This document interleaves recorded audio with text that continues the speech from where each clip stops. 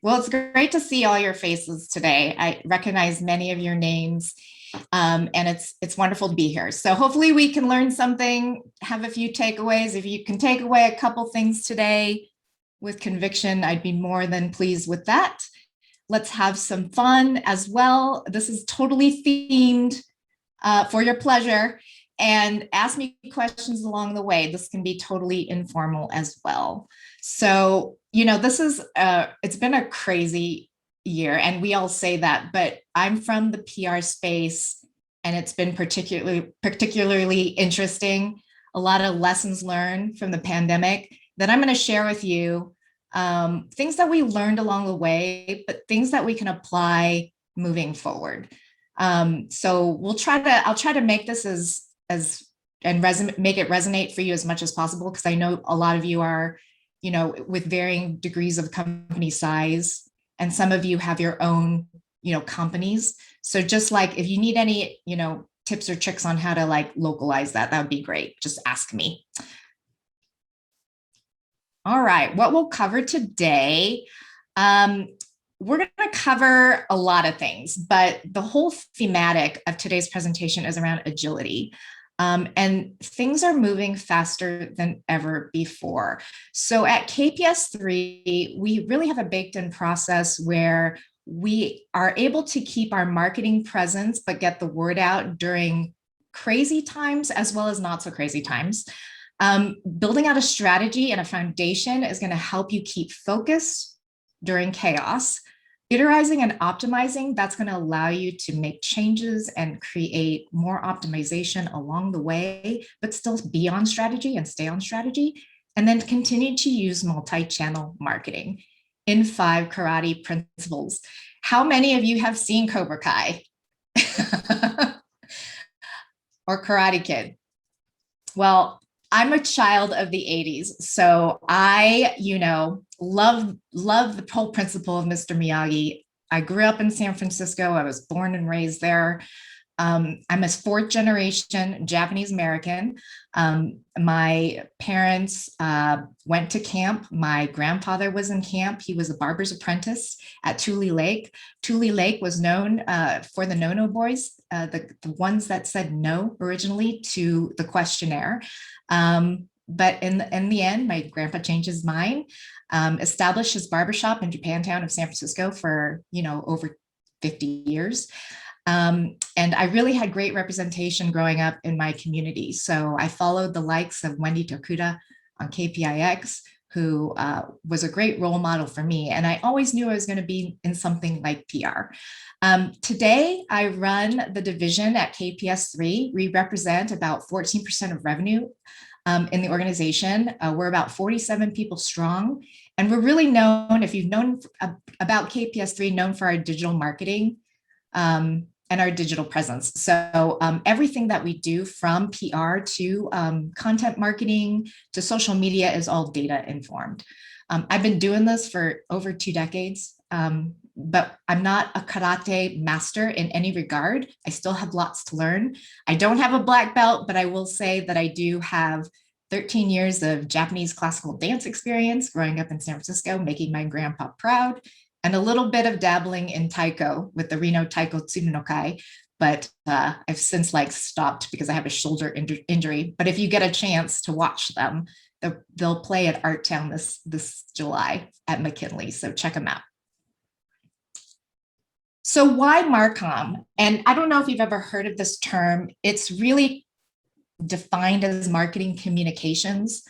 I come from the school of integrated marketing communications. So my lens is not just PR communications, but it is marketing communications. And marketing communications is the integrated interaction with customers and prospects. So it's really articulating the full wheel of marketing communications, which encompasses advertising, PR, promotion, social, digital. All of that coming together ensures that your communications are consistent, they're linked, they're on brand, and they represent the voice of your organization. So whenever you talk to me, I don't just come at you with a PR perspective, I come at you with a full wheel perspective. And most of the time, if you're creating a marketing strategy, you're going to want to look at the several disciplines to help you solve your business challenges. I grew up in an agency in Santa Monica where Joe Phelps, my mentor, pretty much defined IMC, studied by a lot of schools like Northwestern. So it's ingrained in me to talk today about Marcom principles. So the first principle in our dojo is the best defense is more offense. And this is really interesting because the dichotomy of Cobra Kai is oftentimes the push-pull of philosophies. And Mr. Miyagi always says defense, karate should only be used in a defensive mode.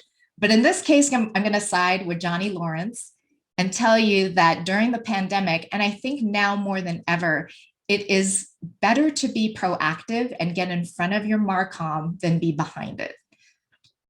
So the key takeaways, I'm going to share a case study of this principle is it is time to be proactive. Even now, there's opportunities in this community and with your news cycle to be proactive, to tell your story, to come out of the pandemic with good news and embrace your opportunities. And sometimes this navigation is tricky. During COVID, I think we consulted our clients several times to maneuver through the different changes in the environment. You throw on top of it a BLM movement and things like Stop Asian Hate, and you've got all kinds of things going on in addition to like the political landscape. So I'm going to share with you a case study on Santa Maria Valley, which is one of our clients. Santa Maria Valley is located on the central coast of California. And, travel took a big hit last year. Everyone cut back budgets. People were getting let go from the news media in the travel space left and right. Everything pretty much shut down. But what was cool about Santa Maria Valley, and this was a whim thing because they decided, and this almost didn't pass with their advisory committee, a stimulus package. Now, this is nothing new because we've heard about stimulus packages before in many other industries. And they were definitely not the first to innovate on this concept, but we decided we were going to push this as much as we could. So we created some cool graphics, created a landing page. And again, this is where the Marcom comes in because you can't do PR without certain elements of Marcom. And then we launched this sucker. And in a matter of one press release that went on the wire, this went haywire. So I literally launched this a few days before the stimulus package opened up, and the SF Gate picked it up on the wire and called us for fact checking. From there, the momentum started, and CNN called us. We started to get inquiries from the Bay Area. All of the national pubs started to pick up on things. We sold out this stimulus package in 2 days. 500 stimulus packages just for $100 to come visit Santa Maria Valley. It was a Visa gift card. Now, this doesn't happen all the time, but it goes to show that you can create positive disruption through a very trying time. In the end, we received more than 330 stories internationally and a pub value of about $330,000 over the course of 4 weeks. So here's some coverage. One press release. Managing through the chaos was a different story. Lots of inquiries, lots of fact checking. But the cool thing about it was that this was nothing new. It was just something we packaged up. Any questions? Find the good in all of your stuff. That's the key. Second principle, wax on, wax off. One of my favorites. This kind of speaks to the notion of keep doing what you're doing well and do it consistently. Communication during COVID and well beyond COVID is consistent.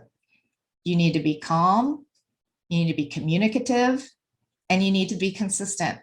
And a lot of times I hear from clients or CEOs saying, we need to change our messaging. We're getting so tired of the brand pillars we've been pushing for years.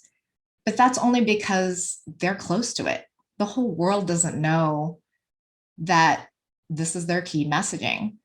So never fray from who you are and what you stand for, and keep doing it like a broken record. It may seem weird, it may sound weird, but that consistency is going to carry you through. And never stray. You may hear from the peanut gallery, you may hear from naysayers out there that you're not doing something right and you should be doing something differently. But I say, stick to your guns. Here's a little dojo drill for you. For any of you that doesn't have a messaging doc out there that's living, try that. Go back to your desks, assign yourself some time, and figure out who you are, what you stand for, what's your elevator pitch. Do you have 3 key messages that you can talk to media on a moment's notice? And how do you support that through data? Is your data localized for this community? How is it supported on a national level? Is it trendworthy? Are you following a news bureau or a trend that might be relevant for this community to know about?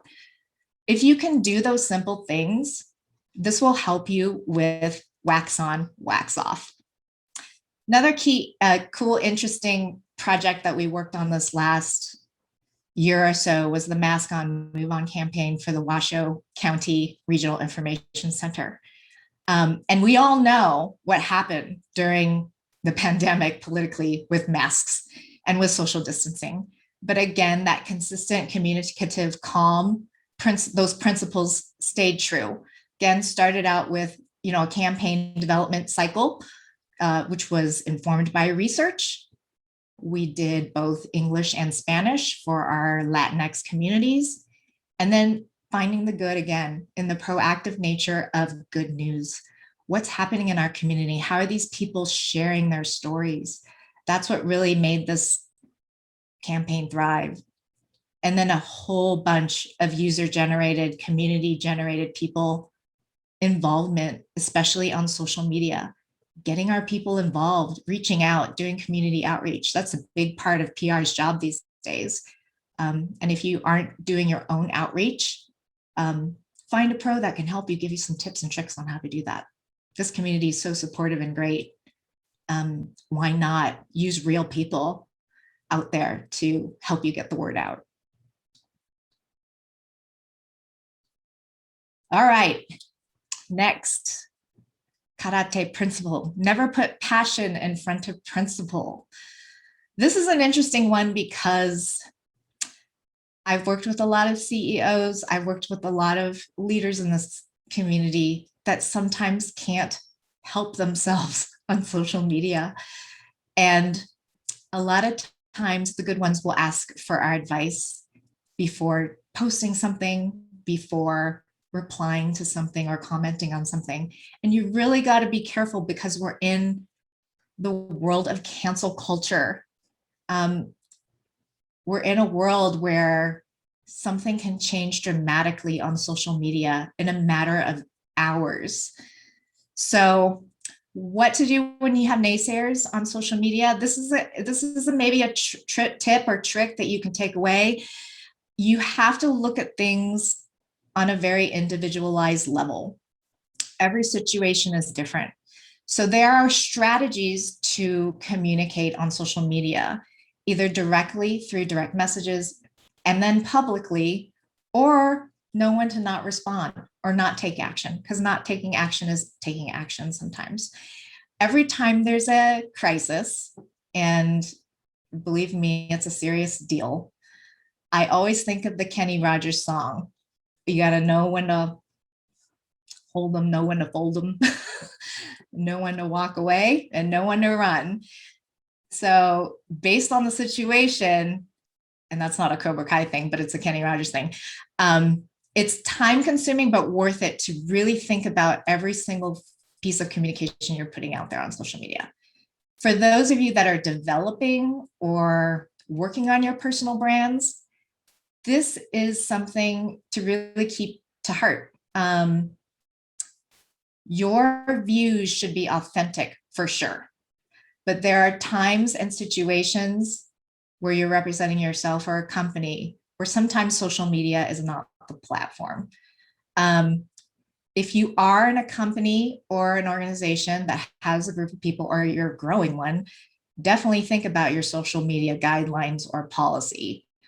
We've done a lot of these, and as PR people monitor the landscape, it's unfortunate because you will have people out there as chatterboxes on social media, and they may be representing their own views, but it's a reflection too of you and your company. So make sure that you have that aligned if you are growing. Here's a great example of I just can't help myself.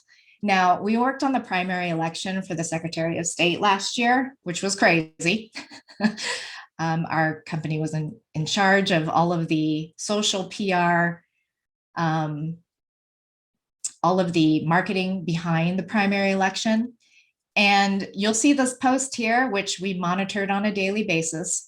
Wayne Thorley, one of the smartest people I've worked with, just couldn't help himself. He had to chime in as himself and be a part of this response. So you get to a point sometimes where you're so frustrated because you're trying to defend misinformation that is out there. And sometimes that's okay, right? But at other times, you just have to really think about the situation at hand. There is no fighting this on social media. I mean, we had a collective group of people that were just never going to change their behavior at all. So, you got to know when to fold them and know when to hold them. The other crazy thing about this campaign was when you get tweeted by Donald Trump, which is the epiphany of how to deal with this on social media. Like, what do you do, right? We got hundreds of phone calls from national news outlets around everywhere wanting the Secretary of State to speak about this tweet. And so what we did, and I think this was a really smart thing, was that we did release a statement. In the end, it was, had to be done within a matter of, an hour or so. And we did not really directly take any interviews with media. That's not the plan that she wanted to have. It wasn't on her. It wasn't a top priority for her to tackle media through interviews. So we did release that statement. It was very effective. And that statement was published throughout the country, essentially based on this one tweet. And then you'll see all the social media, implications and fallout as a part of that. So that's kind of like your worst case scenario, I would say. And never mind your past mistakes. Don't let them determine your future. I'm using mistakes kind of loosely here because this case study was definitely not one. But the point of this is that this is where the agility comes in, because you may have had one set of messaging before a crisis, but sometimes you have to rethink things through the lens of your stakeholders. So a lot of what happened when COVID hit was the adjustment in messaging for companies across the board. I mean, we're talking about realtors, we're talking about restaurants, we're talking about, government entities, small business, whatever it was, you name it, but that had to be done. And it had to continuously evolve based on the craziness that happened with the pandemic. And I think the takeaway is that's never going to change. You're still going to have social impact issues that you're going to have to deal with. You're still going to have, community issues that you're going to have to deal with. So the point is don't have a set it and forget it mindset. Just keep in mind that optimization does matter, especially when you're having to adjust to what's happening in the world. So embrace that mindset, always iterate. What's not working too can lead to more success, and continue to optimize. I'm going to see if I can do this, but one of our clients, Donor Network West, is the federally designated organ procurement organization in Northern Nevada. And we had been running this campaign successfully for a long time. And I'll play these spots. And then after the pandemic hit, we really had to adjust. So let me see if I can figure this out.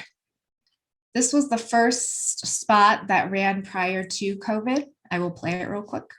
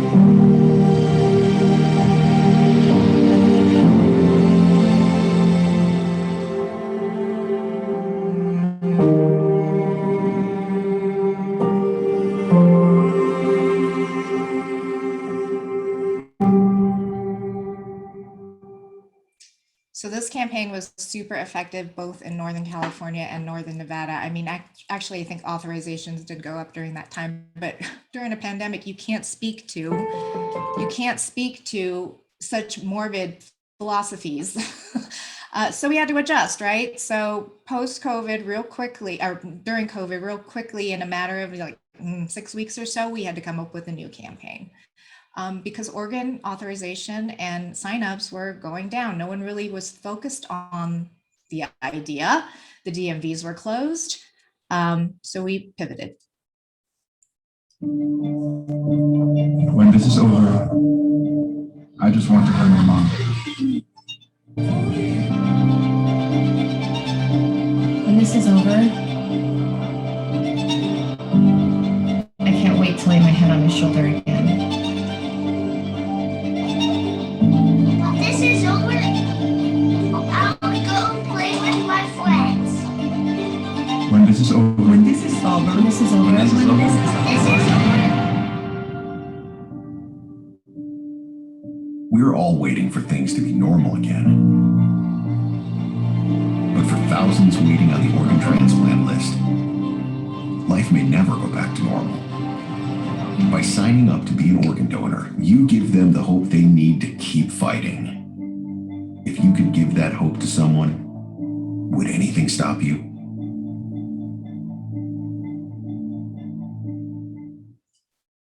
Yeah, so keeping this top of mind was still truly important to the organization because one organ donor can save up to 8 lives.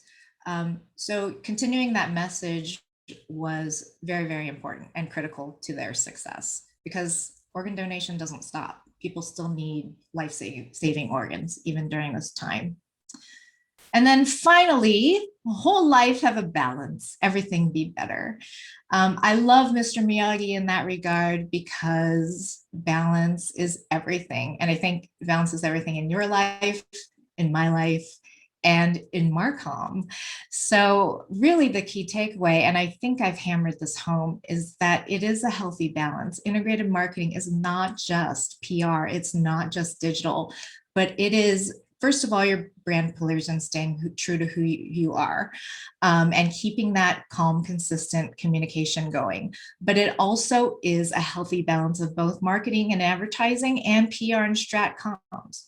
I am adamant that this formula works. So it's always good to think about it in terms of the problem at hand, what you're trying to solve as a challenge, and how your professional, friends and marketers can help you solve that problem through the various forms and disciplines that are out there.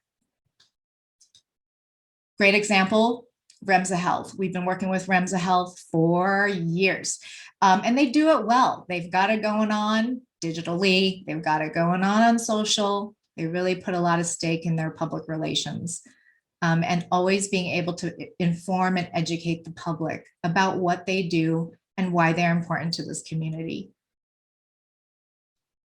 So I hope you've all become grandmasters now and that you're able to take away a few things, keeping your presence, don't give up, build your strategy, make it shine, keep it focused, iterate and optimize, and continue to use your multi-channel marketing.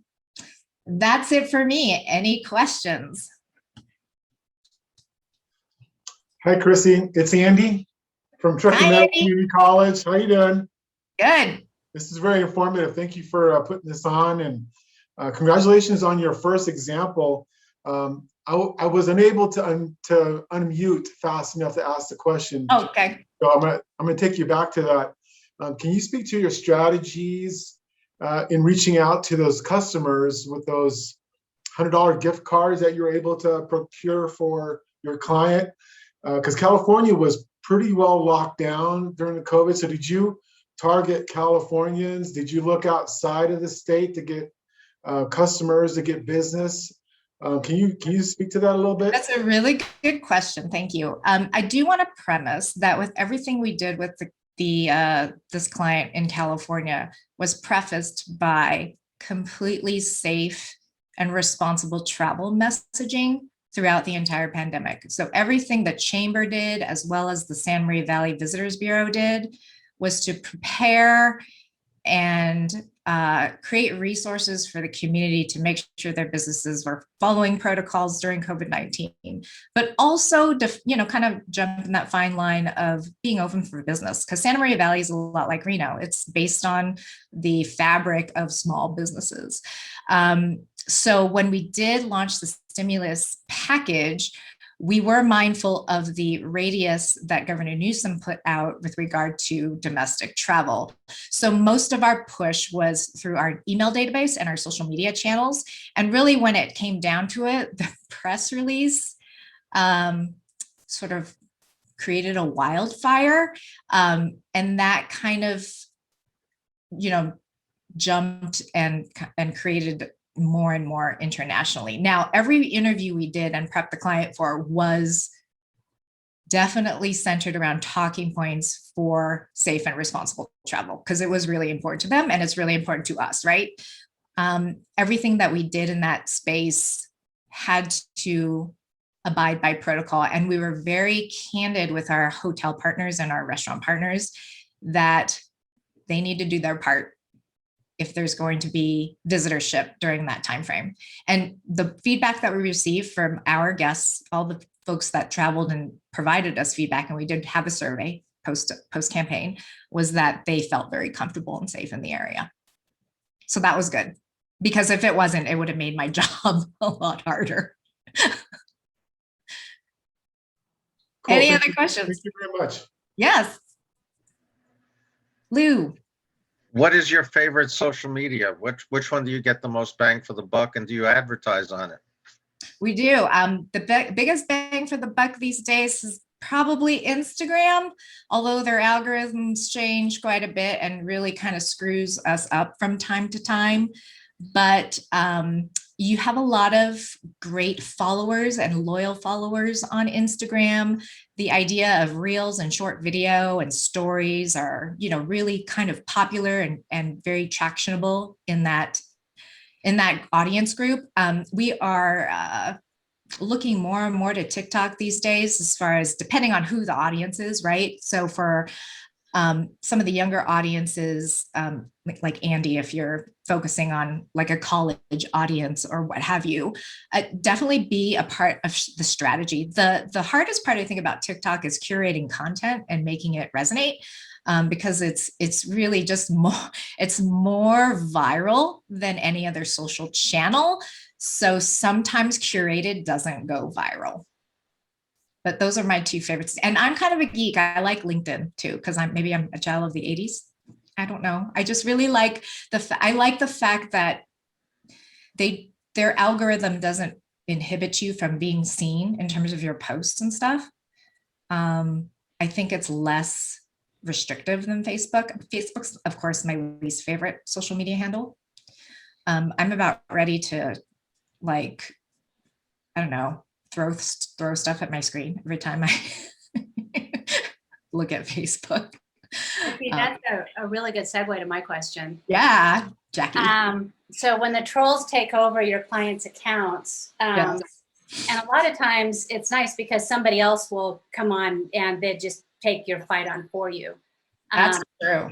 But how long do you let that go, and how do you control it? It really depends on the post. It's so tough because social media is a time sucker. And that's why, because you got to look at every post and what's going on in the string and monitor that. So sometimes it warrants a direct message. But sometimes if you have a troll that just won't stop and you kind of stalk them, kind of who they are, let them bury themselves. the public is sometimes smarter than you think. So even on Yelp too, it goes ignored if you find a very rigorous post about a certain circumstance and you know that there's two parts of the story. I think the public they're onto that. But there's times when we've had to create messaging docs that we can throttle for worst case scenarios. And that's another good preparation tactic if you are in that business and you're heavy on social, to do that. So at least if you have a backup working for you on social or what have you, have some supportive elements so that you're able to post quickly and respond quickly. Christie, do you utilize any technology in helping your clients monitor social media accounts? Just so, because you're right, it is a time suck for to have staff monitoring social media 24/7. So can you recommend some sort of software or anything like that? Yes, there are social media monitoring and scheduling tools out there that do all of that. They're also usually incorporate a listening tool, so you're able to see what is going on in the landscape from a broad perspective. There's a lot of good ones out there. Hootsuite, Sprout Social, Falcon. Those are some of the companies that are in the space right now that are doing this. But have empathy for your social media managers and coordinators if you do have them. It's a burnout job, especially if you're on a campaign where there's some kind of controversy. So these folks put their battle gear on and they go in and they have to monitor the stuff, and it's a daunting task. So again, for healthy balance, have empathy for them, support them the best you can with your messaging docs and your strategy that is backed by supportive elements and data. And that's really the best foundation I can give you. Well, as they say out there, gambate, do your best. It's been a pleasure. And hope to see you around.